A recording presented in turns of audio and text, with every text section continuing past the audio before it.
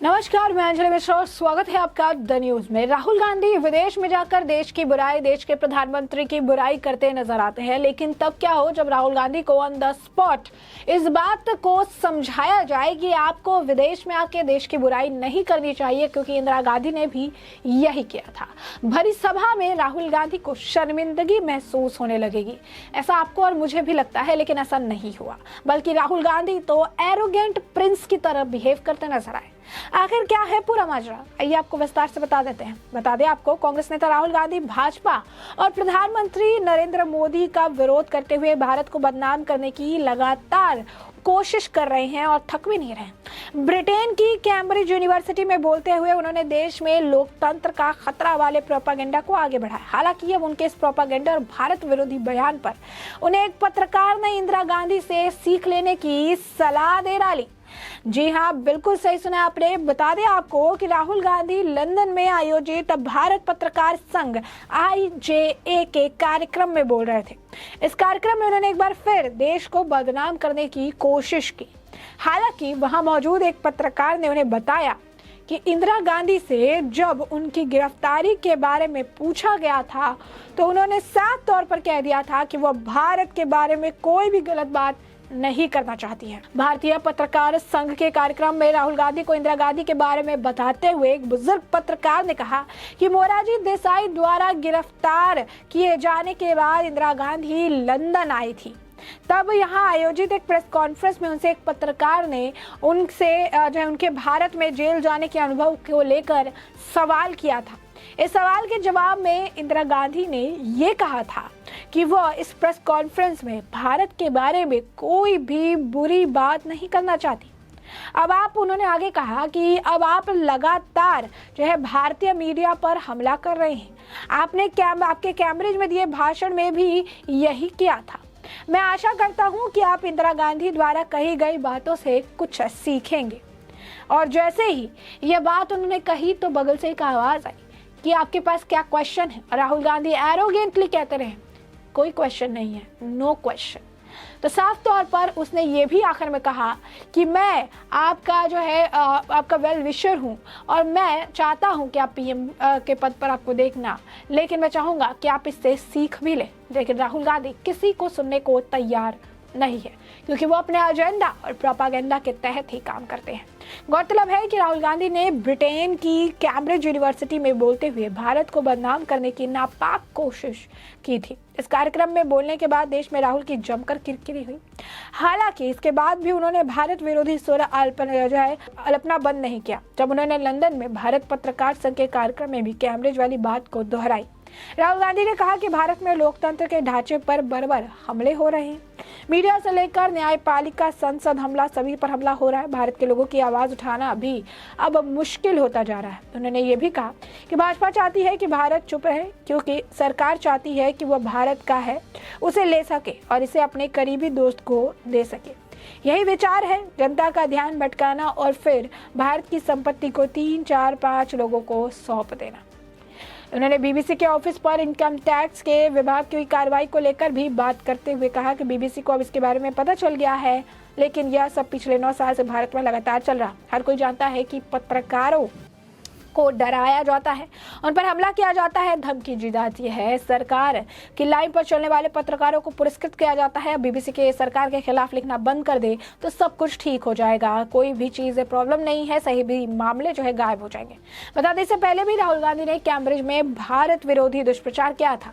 अपने भाषण के दौरान उन्होंने बड़ी संख्या में नेताओं के फोन पर पेगासस होने का दावा किया था और ये भी कहा था कि उनके फोन में भी पेगासस था। उनकी माने तो इंटेलिजेंस अधिकारियों ने उन्हें फोन का संभल कर इस्तेमाल करने की सलाह दी थी, क्योंकि फोन की रिकॉर्डिंग की जा रही थी। राहुल गांधी ने भारत में लोकतंत्र पर हमले पर भी बात कही और कहा, मीडिया, न्यायपालिका, लोकतंत्र पर प्रहार हो रहा है, अल्पसंख्यक और जनजातीय लोगों को निशाना बनाया जा रहा है। अपने भाषण में राहुल गांधी ने यह भी आरोप लगाया था कि सरकार के खिलाफ कुछ मुद्दों पर बात करने के लिए उन्हें कुछ नेताओं के साथ गिरफ्तार कर जेल में बंद कर दिया गया। उन्होंने समाचार पत्रों पर स्क्रीनशॉट और पार्लियामेंट के बाहर प्रदर्शन की एक तस्वीर दिखाते हुए दावा किया। हालांकि ना तो तस्वीर ना ही स्क्रीनशॉट इस बात की पुष्टि करे थे कि राहुल गांधी को गिरफ्तार किया गया था, क्योंकि इस तरह की कोई घटना घटी ही नहीं थी।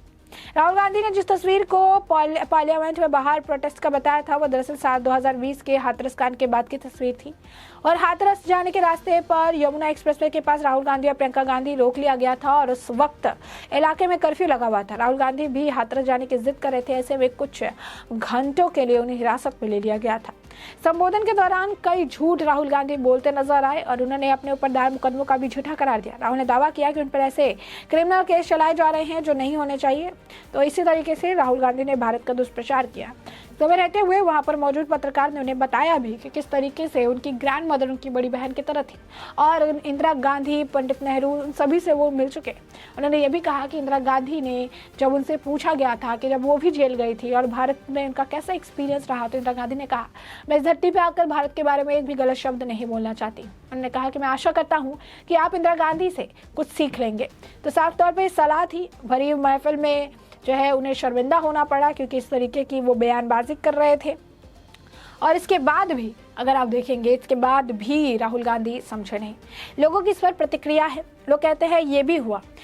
एक पुराने कांग्रेसी जैसे मैं वो चीज़ें मान लेता जो ये कह रहा है, लेकिन करंट में जो चीज़ें हैं ये मुझे समझ आ रहा है कि जो लोग इसे ब्लाइंडली सपोर्ट कर रहे हैं और ये जो है उन्हें जो सपोर्ट कर रहे हैं, समर्थन दे रहे हैं, आखिर वो क्यों चुनाव जो है हार रहे हैं। क्योंकि राहुल गांधी को इंदिरा गांधी से बहुत कुछ सीखने की ज़रूरत है और भारत के बारे में गलत चीज़ें बोलनी बंद करनी चाहिए।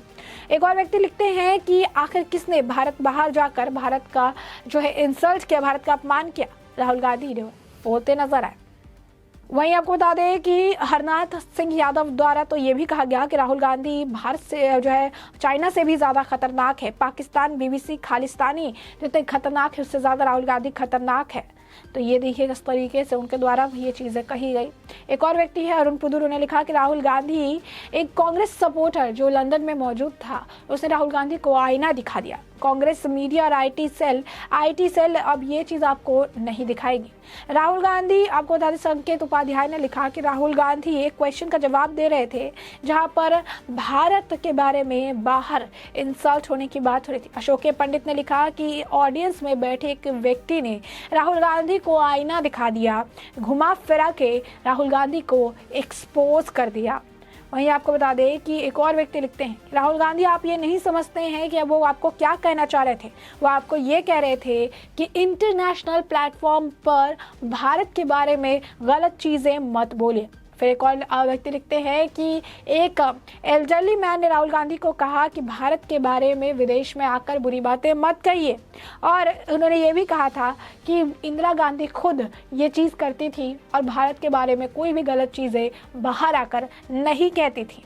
उसके बाद एक और व्यक्ति लिखते हैं कि राहुल गांधी को किसी वेल विशर की ज़रूरत नहीं है, उसे किसी एडवाइस की ज़रूरत नहीं है क्योंकि वो तो एरोगेंट प्रिंस है।